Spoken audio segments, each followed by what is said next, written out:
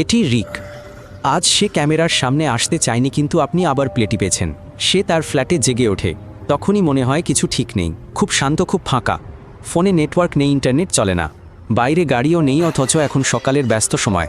রিক বাড়ি থেকে বের হয়, উঠোন ঘুরে কাছের দোকানে যায়, কিন্তু কাউকে খুঁজে পায় না। সব কিছু জায়গা মতো আছে। ফ্রিজে খাবার, সিগনালে আলো জ্বলছে, যেন শহর নিজে থেকেই চলছে। শুধু মানুষই আর নেই। রিক খালি রাস্তা ধরে হাঁটে। বাসস্টপে একটি খবরের কাগজ পড়ে আছে। শিরোনামে লেখা, এক অজানা ভাইরাস ঘুমন্ত অবস্থায় সবাইকে শেষ করে দিয়েছে। সব কিছু এক রাতেই ঘটে গেছে। রিক এবার বুঝল কেন কেউ বাড়ি থেকে বের হয়নি। সবাই কেবল ঘুম থেকে ওঠেনি। মানুষ ঘরেই রয়ে গেছে। রিক ভেতরে যায় না, তার ভয় করে। সব কিছু থেমে গেছে। কফি শপ খোলা, দরজায় তালা নেই। সে তার ঠিকানা লিখতে শুরু করে। দেওয়ালে গাড়িতে থামে। হয়তো অন্য কেউ বেঁচে আছে এবং এটা দেখবে। 3 দিন পর বিদ্যুৎ চলে যায়। নলে জলও শেষ। রিক বেসমেন্টে নেমে বয়লার থেকে জল বের করে। ছাদে আগুন জ্বালায়, দরজায় ঘুমায় বালিশের নিচে লোহার পাইপ। সে পায়ে হেঁটে শহরে ঘোরে, সাথে একটি ঠেলা গাড়ি। খাবার, ওষুধ, গরম পোশাক খোঁজে। ফার্মেসিতে মাস্ক পায়। গুদামে টর্চ ও টিনজাত খাবার মেলে। কোথায় কি আছে মানচিত্রে ক্রস দিয়ে চিহ্নিত করে। 1 মাস কেটে যায়। দোকানের কাঁচ ধুলোয় ঢাকে, রাস্তা শেওলায় ভরে। শহরের প্রান্তে একটি শিয়াল দেখে, পরে কুকুরের দল সে এড়িয়ে চলে। ভয় কেটে গেছে, কিন্তু বিরক্তি।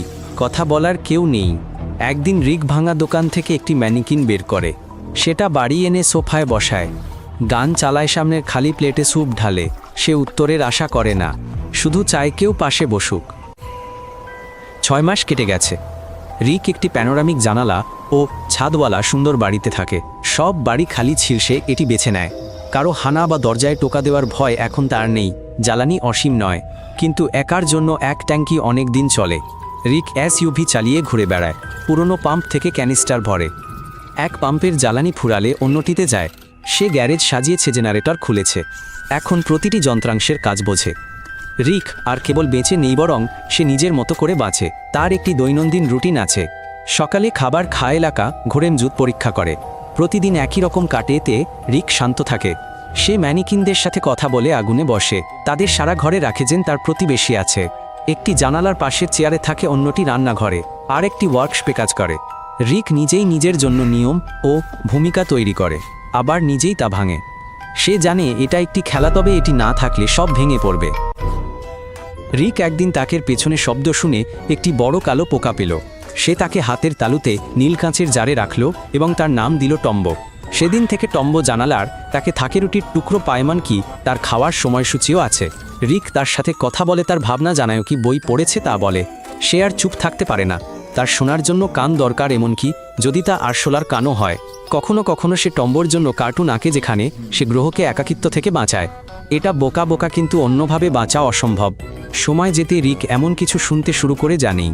প্রথমে শুধু খসখস শব্দ, তারপর কণ্ঠস্বর। তার মনে হয় কেউ তার নাম ধরে ডাকছে। রিক খালি বাড়িতে হেঁটে যায়, কাল্পনিক সঙ্গীকে ডাকে, যেন কেউ উত্তর দিতে পারে। মাঝে মাঝে সে বাইরে নড়াচড়া দেখে বেরিয়ে যায়, কিন্তু সেখানে কেবল বাতাস।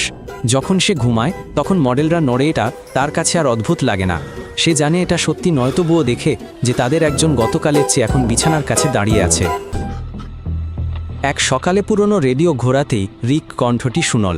ঘোষে নারী কণ্ঠ, আমি স্যান্ডি। অস্ট্রেলিয়ায়। রিক থমকে গেল। কণ্ঠটি ভিতর দ্রুত মিলিয়ে গেল। রিক দীর্ঘক্ষণ রেডিওর সামনে বসলবন্ধ না করে, দৃষ্টি না সরিয়ে। সে জানে না এটা ত্রুটি ছিল কিনা, কিন্তু এখন সে আর এটা না ভেবে পারল না। সে পুরনো মানচিত্র বের করে পথ চিহ্নিত করল। বন্ধ ঘাটে দেখা ইয়টটি সারালো। ইঞ্জিন জারিকেন ভরে জল, ওষুধ জোগাড় করল। টম্বো ও কয়েক সপ্তাহের খাবার কৌটায় গুছিয়ে নিল।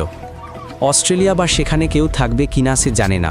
হয়তো খোলা সমুদ্রে একা হারিয়ে যাবে, কিন্তু এই পৃথিবীতে তার আর কোনো অন্য অর্থ নেই। ভোরে সে যাত্রা করে, ধীরে ধীরে, গান বা বিদায় ছাড়াই। শুধু এমন একদিকে চলে যেখানে জীবন থাকতে পারে। আজ তার পদক্ষেপ নেওয়ার সাহস ছিল। তাকে সমর্থন করতে সাবস্ক্রাইব করুন।